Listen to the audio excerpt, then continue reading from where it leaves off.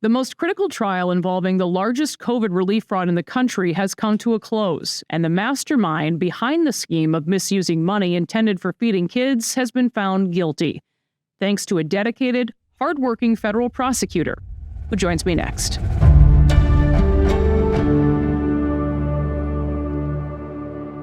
Assistant U.S. Attorney Joe Thompson, thank you so much for joining me. Thank you for having me, Liz.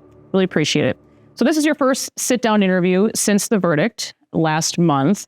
You were the lead prosecutor in the case, the Feeding Our Future case. The trial took 5 weeks. The verdict delivered in just 5 hours. But this case has been going on for years.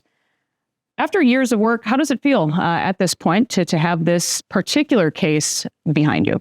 Well, certainly gratifying to have the lead defendant tried and convicted, and the jury upholding and finding what we all knew, which was that this was a massive fraud scheme that was carried out by Amy Bach and Feeding Our Future. The FBI began investigating all of this about 4 years ago now. It was the spring of 2021.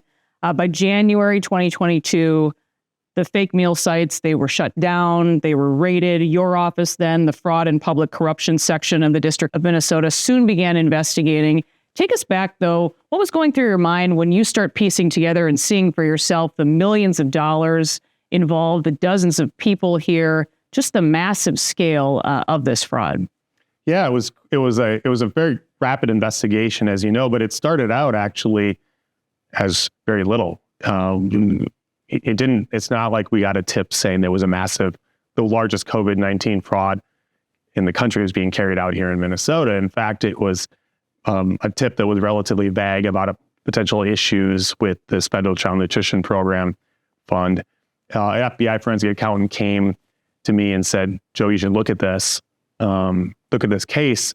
And we sat down, and what she showed me was staggering, which was just massive amounts of money flowing into and out of dozens of shell companies here in Minnesota, and ultimately hundreds. And very quickly we realized that we had a massive case on our hands and a huge fraud. Something I assume you never thought you'd see in your home state. Not at all. I mean, Minnesota's been known historically for clean government, low levels of public corruption, but that obviously hasn't been true in recent years. Ultimately, it's 200 federal agents participate in those raids across Minnesota. 70 people ultimately are indicted. Just on a professional and a personal level, reflect on that a bit more, how this affects someone like you. This has really been around the clock for years. Yeah, you know, when the case came to us and came to my attention in the late summer, early fall of 2021, we realized it was a massive fraud and it was an ongoing fraud scheme. And so we had to work as quickly as we can to get the information we needed to do search warrants. And we worked around the clock. Initially, it was just me and a forensic accountant, and we built up a team over time.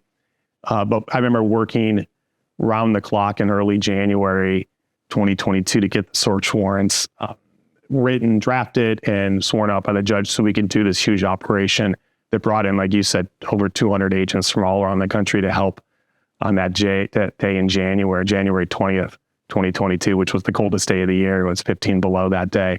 And agents from all around the country were here. And since then, it's been round the clock, following the money, doing the interviews, searches, drafting indictments, as you said, charging 70 people to date. And then we have over 60 trial days, I think, between the two trials that we've had so far. And then, so for the last year, my colleagues and I, the team, we've been on trial for much of it. As if the initial allegations, aren't shocking enough, you have this juror bribe that takes place during the first trial, $120,000 in cash left in a bag in exchange for an acquittal. And this is the first time the Department of Justice actually charges a juror bribery case in decades. It was a wild day. We learned that the bribe attempt was made on a Sunday night. Closing arguments had started on Friday because there were 7 defendants. They were scheduled to resume on Monday morning. That morning, I got a call saying the night before a juror had called the police after someone showed up at her door with $120,000 in cash, asking her to return a not guilty verdict. Obviously, nothing I dealt with ever before. Got to court that morning and informed the court of what happened, asked to move the defendants into custody and take their phones. And then we finished court that day. We had closing arguments to finish. I gave a rebuttal argument. At the end of the day, we argued their detention motions, and then we started investigating around the clock the bribery. Because remember, at the time, we had one juror that we knew had been approached. We didn't know whether or not they had approached the second juror, and the juror was deliberating. And so we had to act as quickly as we can to make sure that if another juror had been contacted, we could get to them and figure that out before the jury returned a verdict. Because once the jury verdict is returned, that's that. It was incredibly stressful, and we were working around the clock while the jury was out at the end of a 6 or 7 week trial. And then you fast forward to this latest trial with Amy Bach and Salim Saeed. You have witness tampering that takes place basically in the hallway of the courthouse. 30 feet away from the judge, several federal prosecutors and federal agents. It was brazen, to say the least. When you then heard that the jury reached a verdict in just 5 hours, did you know what the verdict would be? Well, I suspected, you never know for sure, but it could be pretty unlikely, unusual for a jury to return a not guilty verdict that quickly. We felt good about our case throughout, and certainly through closing arguments. And when we heard that they had returned a verdict that quickly, we were confident what the verdict was going to be. It sounds like in your press conferences you've done after these cases that the investigations are not over at this point. And there are a lot of questions about the political connections, it seems, in this case. It's documented an aide to Minneapolis Mayor Jacob Frey. He was charged in this case. State Senator Omar Fattah, Minneapolis City Council member Jamal Osman. They both have documented connections, celebrating essentially when the government was ordered and continue payments to Feeding Our Future. Is it likely that any of these political leaders will be indicted? Yeah, I can't comment on people that have been indicted, whether they're political officials or not. Obviously, as I've said, our investigation is ongoing. To date, we've charged 2 people that had political connections. Abdi Nursalah, who was a senior policy aide to Minneapolis Mayor Jacob Frey, and Shamar Issa, who was the chairperson of the Minneapolis Public Housing Authority at the time of being charged and since resigned. Other than that, I can't comment on people that haven't been charged. Of the $250 million in this fraud, about $60 million has been recovered. Well, I certainly am hopeful. We've recovered a lot, some combination of bank accounts that we've seized, real estate and cars, including some real estate abroad in Kenya and Turkey. I'm always hopeful we're going to get more recovery, but we've done pretty well so far. Hopefully we'll recover more. Of the 70 defendants, give us a bit of a status check where things stand. Okay, we've had, of the 70 defendants who were originally charged, 38 have pled guilty. 7 were convicted at trial. 1 passed away, causes unrelated to the case. 4 are fugitives outside the United States. So that's 50 of the 70. The remaining 20 defendants are awaiting trial, including one that's settled to go to trial in a couple weeks here. You've brought this up before, but it seems that race was almost weaponized in this case. You couldn't ask questions about Feeding Our Future. You couldn't ask questions about the defendants involved. Do you think there's a better sense of judgment when it comes to that now, so that doesn't happen again?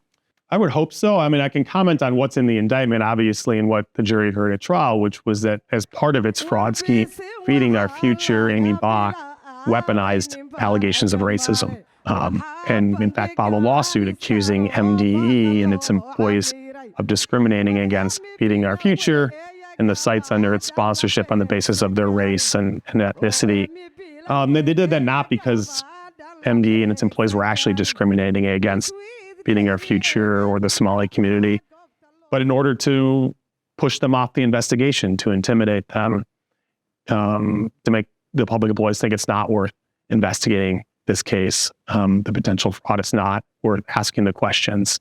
And that, we had witnesses from MD that testified at trial about how upsetting those allegations were and how they were not true, but they were a litigation tactic and one that, was successful for some time. And this isn't just about fake meal sites. It seems in a way that the state is swimming in fraud on all fronts. It almost seems that we're stuck in this sort of Minnesota mob movie. You admitted in that press conference after the verdict that Minnesota's reputation has really taken a hit from all this. Yeah, it's like there's a culture of fraud in the state now. I started my career as a federal prosecutor in Chicago, and Chicago in the state of Illinois is well known for its public corruption.